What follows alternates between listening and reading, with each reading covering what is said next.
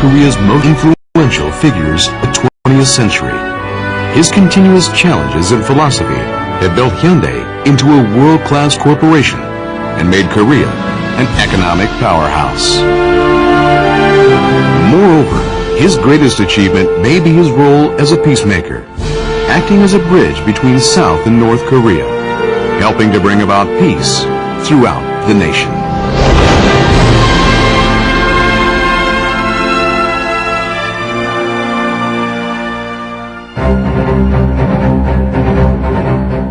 Any individual who makes his mark on the world is called a pioneer. Chung Juyung is such a man. As a pillar of strength for modern Korea, Honorary Chairman Chung has been a pathfinder, displaying unwavering drive and determination.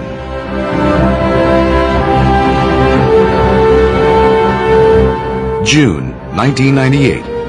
Chung Juyung, with a herd of 500 cattle, stands in front of the truce village of Panmunjom, symbol of a divided Korea, the last nation on earth to remain separated.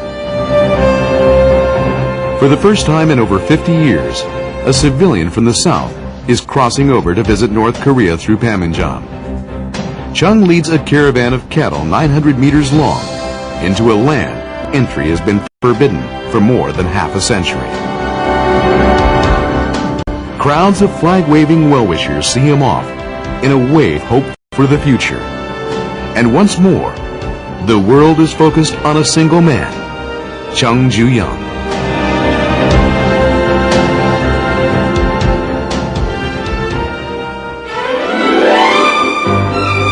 In his next visit to North Korea, this time with a herd of 501 cattle, Honorary Chairman Chung meets with North Korean leader Kim Jong-il and offers Koreans hope development projects at Mount Kumgang and an industrial complex on the west coast of North Korea. Economic cooperation between South and North can pave the way toward reconciliation and peace among the Korean people. November 18, 1998. The cruise ship Kumgang, with 1,420 passengers and crew on board, heads for North Korea's Mount Kumgang. The first glimmer of hope for reunification sounds as the ship leaves port. After a 12-hour voyage, the liner finally arrives at its destination, the Kumgang Mountains. The Korean passengers on board, filled with over half a century's anguish and longing, are choked with strong emotions. The landscape evokes fond memories. A new chapter in the history of Korea is about to begin, with South and North back together as one. The Kumgang, the Bongre, and the Pungak. These cruisers take turns making daily runs to Mount Kumgang, and some 160,000 South Koreans have already made this trip. Now, the tour is also being offered to foreigners, and Mount Kumgang is a new destination for tourists from all over the world.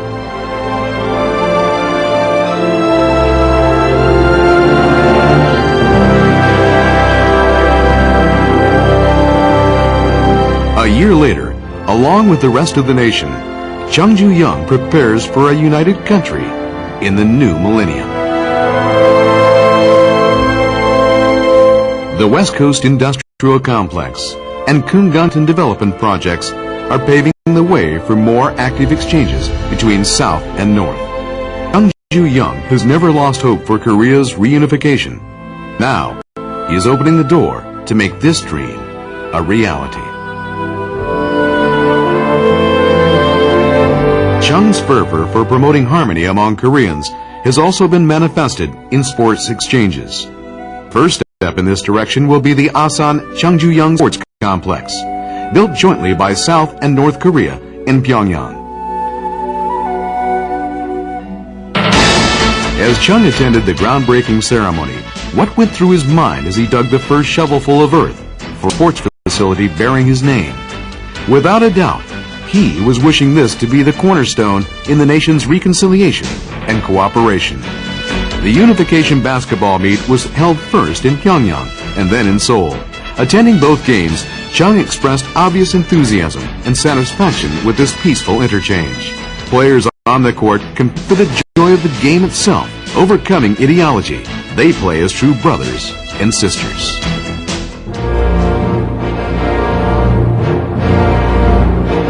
Born as the son of a poor farmer, Chung Juyung has lived his entire life practicing diligence and frugality. He has shown constant sympathy to those who have been alienated in the rapid economic growth in Korea. In 1977, Chung makes a resolute decision to utilize his personal fortune to aid the underprivileged and those in need. Thus, by donating 50% of his stock from Hyundai Engineering and Construction Company, he established the Asan Foundation. Liberation from poverty and disease. Chung Juyung is now establishing modern hospitals in areas of Korea where medical facilities are significantly insufficient.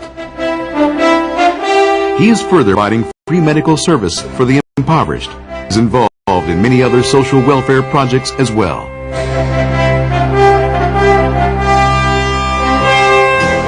Honorary Chairman Chung also lends support to research institutes for promising young researchers to actively carry out their studies, and provides a chance of education by granting scholarships to teenagers in financial need. Chung Juyung lives his corporate ethics by returning business profits back to society.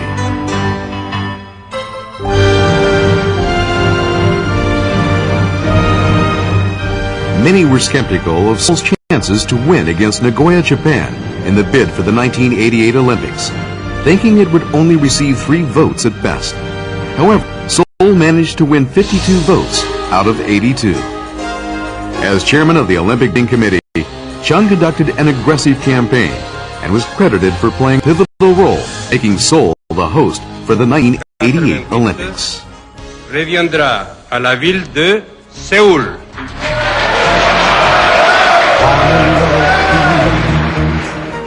The 24th Olympic Games, held in Seoul in 1988, were the most successful of those held up till then, with 14,000 athletes from 100 countries taking part.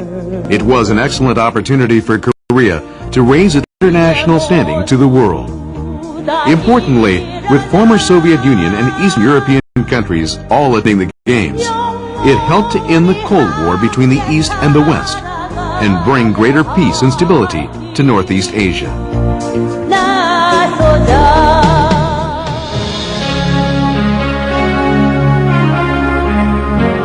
Chung Juyung always been driven to see his nation overcome the pain of division and to prosper. At the beginning of 1992, he decides to form a new political force under the philosophy of building a unified nation and an economic powerhouse.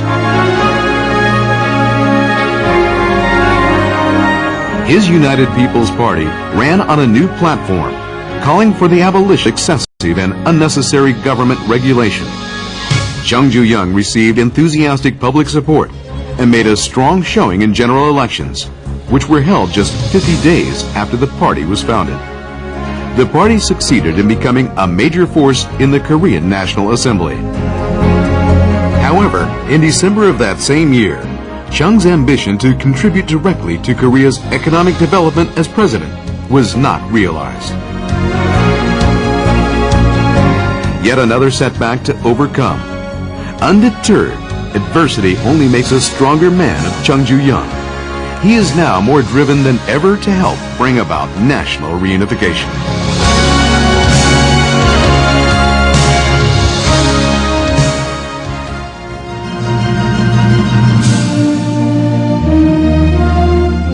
Chung Juyung devoted much of his time to international diplomatic activities.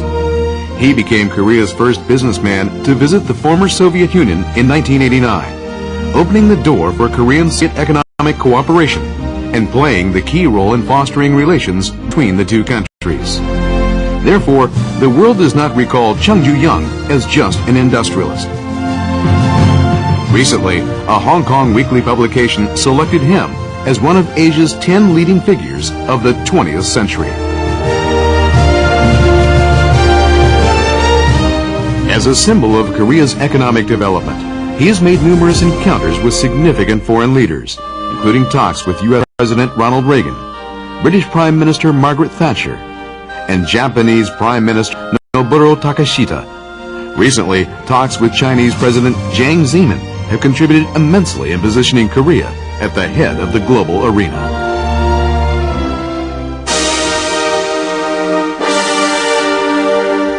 His determination to face up to hardships and overcome them led to the development of the Hyundai Group, which mirrors the history of Korea's economic construction and development. Hyundai today stands as a symbol of Korea's technological might and international credibility.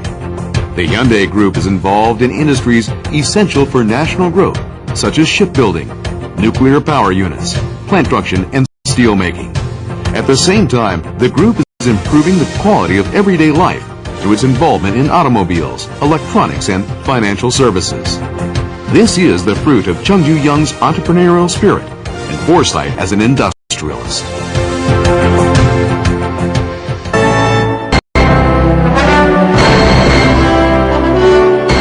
Ulsan Harbor today has been transformed in an area dominated by massive steel structures. Hyundai Heavy Industries, which has grown to become the world's largest shipbuilder, is responsible for this transformation. In the early 1970s, Chung realized the importance of developing heavy industries in Korea. Hyundai had already acquired the experience and technology in construction to create a shipyard capable of building ships weighing hundreds of thousands of tons. Chung did this ambitious project with just a photograph of an empty beach along Mipo Bay near Ulsan. At the time, no one believed such a project possible. Yet in June 1974, the miracle of Mipo Bay came true. In just a little over 2 years, Hyundai had managed to simultaneously build 2 ships and a large shipyard. This feat was accomplished in the shortest period of time in the history of shipbuilding.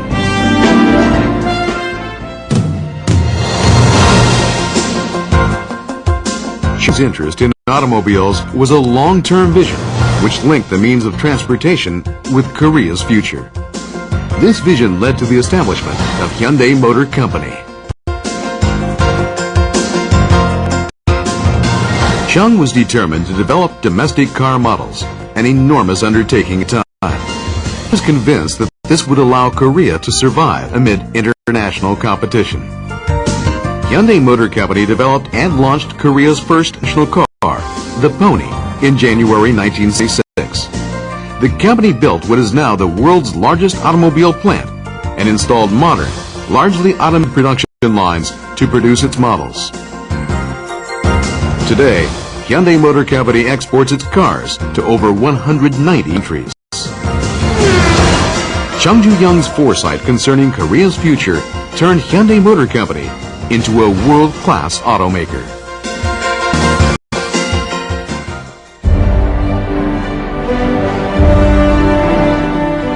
Realizing value-added, high-precision industries would be critical in Korea, Chung Juyung established Hyundai Electronics Industries in 1983. Once again, many economists were pessimistic about his entrance into a field that had no promise.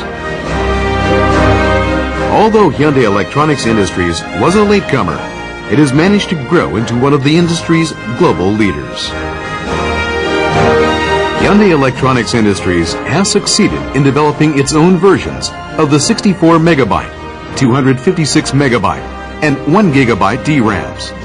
Today, the company stands as the world's #1 DRAM chip manufacturer.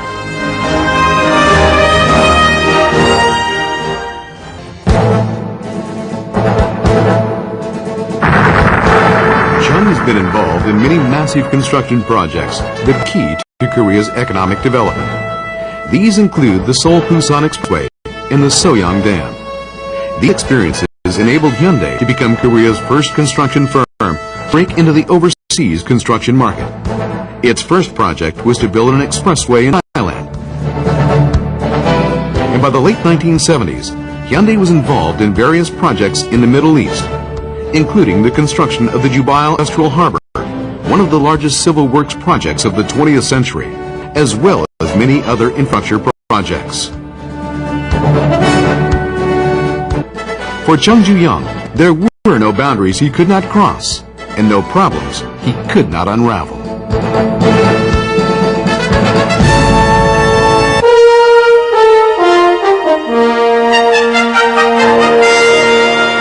broad fields suddenly appear when one steps into South Chungcheong Province on Korea's central west coast. In spite of numerous objections, Chung Juyung, the son of a poor farmer, created Asan Farm through perseverance and tenacity. Chung began to reclaim the coastal land for his farm in February 1984. Chung Juyung devised a novel way, the so-called Chung Juyung method, which involved the usage of submerged oil tankers to block the onrushing sea waters. It was time efficient as well as cost effective. In the end, a farm of 8,400 acres was created. He stood on the land he created through the force of his will and motivation to challenge the power of the sea. Seoul Farm and Cheonsu Bay now represent Korea's largest resting grounds for migratory birds. Chung Juyung, with his superb management skills, is recognized for his contributions to Korea's economic development, as well as to prosperity in other nations. He has received numerous awards and citations, including the Olympic Order and the Norwegian Royal Order of Merit. With a mere elementary school education, Chung Juyung has been acknowledged for his countless accomplishments and beliefs, domestically as well as abroad. He has been awarded honorary doctorate degrees from such prestigious institutions as Johns Hopkins University and George Washington University. Named after him, the Chung Juyung Fellowship Program has been established at the U.S. Heritage Foundation. This was the first such honor for an Asian.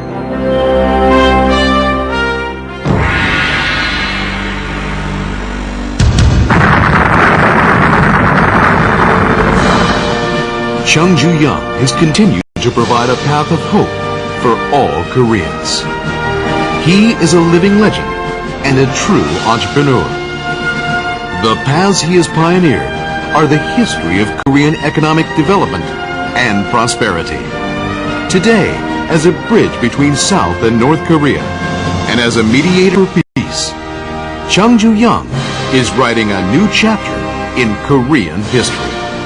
National reunification and reconciliation.